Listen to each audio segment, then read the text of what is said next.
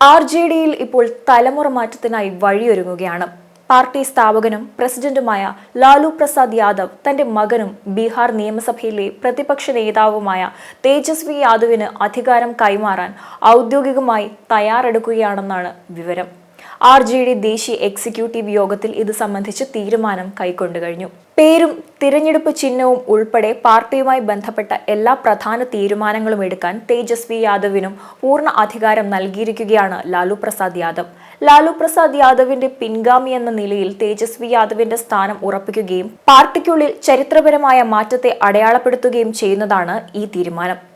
തന്റെ ആരോഗ്യസ്ഥിതി കണക്കിലെടുത്ത് തേജസ്വി യാദവ് കൂടുതൽ നേതൃപരമായ റോൾ ഏറ്റെടുക്കുമെന്ന് ലാലു പ്രസാദ് യാദവ് പ്രഖ്യാപിച്ചു. തേജസ്വിക്ക് എല്ലാവിധ പിന്തുണയും പാർട്ടിയിൽ നിന്ന് ലഭിക്കണമെന്നും അദ്ദേഹം അഭ്യർത്ഥിച്ചു. സുഗമമായ നേതൃമാറ്റം ഉറപ്പാക്കിക്കൊണ്ട് ലാലു പ്രസാദ് യാദവുമായി തുല്യ തീരുമാനമെടുക്കാനുള്ള അധികാരം പങ്കിടാൻ തേജസ്വി യാദവിനെ പ്രാപ്തമാക്കുന്ന തരത്തിൽ പാർട്ടി ഭരണഘടന ഭേദഗതി ചെയ്തു. സംഘടനാ തിരഞ്ഞെടുപ്പിന്റെ മേൽനോട്ടം വഹിക്കാൻ RJD നേതാവ് രാമചന്ദ്ര പൂർവയെ തിരഞ്ഞെടുപ്പ് ഓഫീസറായി നിയമിച്ചിട്ടുണ്ട്. ദേശീയ അധ്യക്ഷന്റെ തിരഞ്ഞെടുപ്പ് ജൂലൈ 5 നടക്കും. ഇതോടെ തേജസ്വി യാദവിന്റെ നിയമനം ഔദ്യോഗികമായി തീരും. ബീഹാറിന്റെ പുതിയ സംസ്ഥാന പ്രസിഡന്റിനെ തിരഞ്ഞെടുക്കുന്നതിനെ കുറിച്ച് ചർച്ച ചെയ്യാൻ ജൂൺ 21 സംസ്ഥാന എക്സിക്യൂട്ടീവ് ചേരുന്നതാണ്.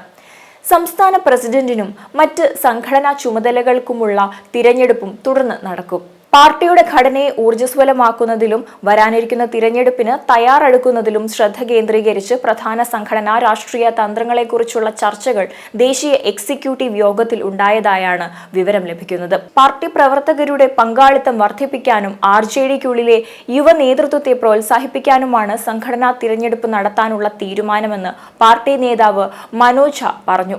പാർട്ടിയുടെ അടിസ്ഥാന മൂല്യങ്ങളിൽ വേരൂന്നിയതിനൊപ്പം തന്നെ നവീകരിക്കാനുള്ള നടപടിയാണ് ഇത് കാണുന്നത്. കഴിഞ്ഞ നിയമസഭാ തിരഞ്ഞെടുപ്പിൽ പാർട്ടിയിൽ ചുക്കാൻ പിടിച്ചത് തേജസ്വി യാദവ് ആയിരുന്നു.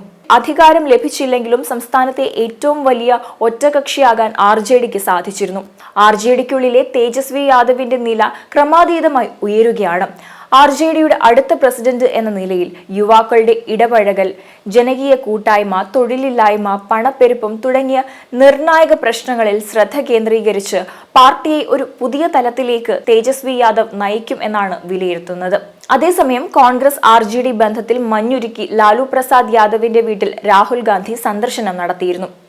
ഈ വർഷം അവസാനം നടക്കുന്ന നിയമസഭാ തിരഞ്ഞെടുപ്പിന് മുന്നോടിയായി ബീഹാറിൽ ഇന്ത്യ സഖ്യം ഒരുങ്ങുന്നതിന്റെ സൂചന കൂടിയാണ് ഇത്. മമതാ ബാനർജിയെ സഖ്യനേതാവാക്കണമെന്ന ലാലു പ്രസാദ് യാദവിന്റെ ആവശ്യത്തോട് കോൺഗ്രസ് RJD ബന്ധം ഉലഞ്ഞിരുന്നു. നിയമസഭാ തിരഞ്ഞെടുപ്പിലെ സീറ്റ് വിഭജനവുമായി ബന്ധപ്പെട്ടും ഇരു പാർട്ടികളും തമ്മിൽ അഭിപ്രായ വ്യത്യാസം നിലനിന്നിരുന്നു.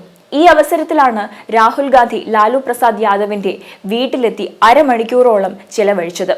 ഇരുവശത്തും ധാരാളം സന്തോഷമുണ്ടാക്കുന്നതാണിതെന്ന് RJD ദേശീയ വക്താവായ സുബോധ് കുമാർ മേത്ത പറഞ്ഞിരുന്നു. കൂടിക്കാഴ്ച ഇരുവിഭാഗവും തമ്മിൽ ഊഷ്മളതയുണ്ടാക്കിയതായി കോൺഗ്രസ് വക്താവ് ഗ്യാൻ രഞ്ജൻ ഗുപ്തയും പറഞ്ഞിരുന്നു.